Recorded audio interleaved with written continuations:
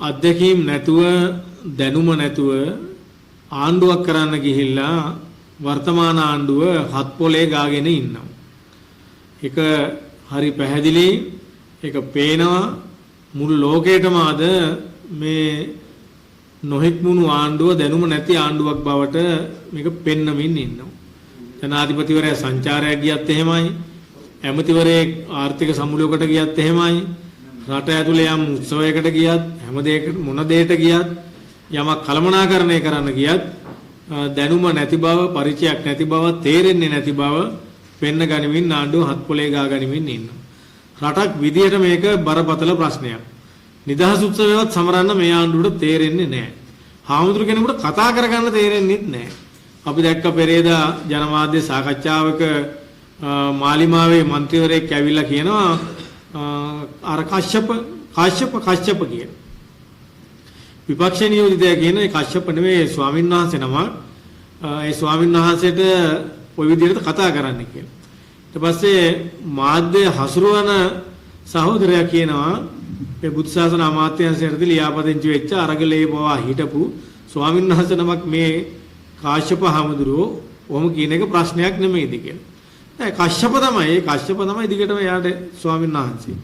ඉතින් මේ විදිහට ආගමකට නිග්‍රහ කරන අය තමයි දැන් මේ ආණ්ඩුව කෙරුවාව බාර අරගෙන තියෙන්නේ. අපි දැක්කනේ ලාල්කාන්ත ඇමතිවරයා මිහින්තලේ හාමුදුරනේ කිව්වේ වනචාර්යා කියලා. හරි ඒක ගැන ප්‍රශ්න කරා මේක නැවත තහවුරු කරා. ඉතින් එහෙම තත්ත්වයක් තියෙන්නේ. කාශ්‍යප හාමුදුරුවෝ ඇතුළු කණ්ඩායම් ත්‍රිකුණාමලයේදී කිසිම වරදක් නොකර බුදු පිළිමයක් තැන්පත් කරායයි කියන චෝදනාවක් නගමින් සපිරිගයට යවුවා.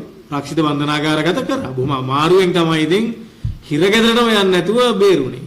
හැබැයි ගම්පහ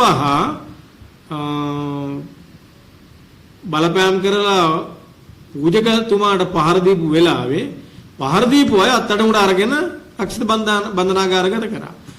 ත්‍රිකුණාමලයේදී ස්වාමීන් වහන්සේට පහර දුන්නා. පහර දීපු අය නිදැල්ලේ හාමුදුරුවෝ රක්ෂිත බන්ධනාගාරගත කරා. තුන් පාරක්. එකපාරක් නෙමෙයි. මෙවැනි තත්වයක තමයි මේ ආගමික සංහිඳියාව තියෙන්නේ වර්තමාන ආණ්ඩුවේ.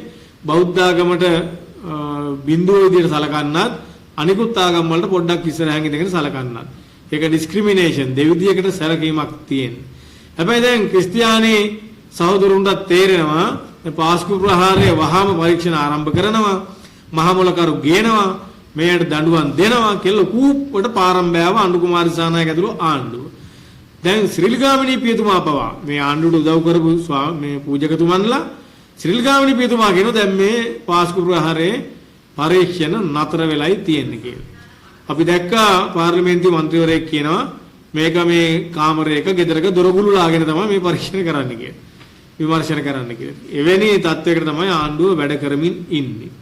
ආණ්ඩුව දැන් කප්පරක් පොරොන්දු දුන්නා ඒවා ඉෂ්ට කරගන්න බෑ.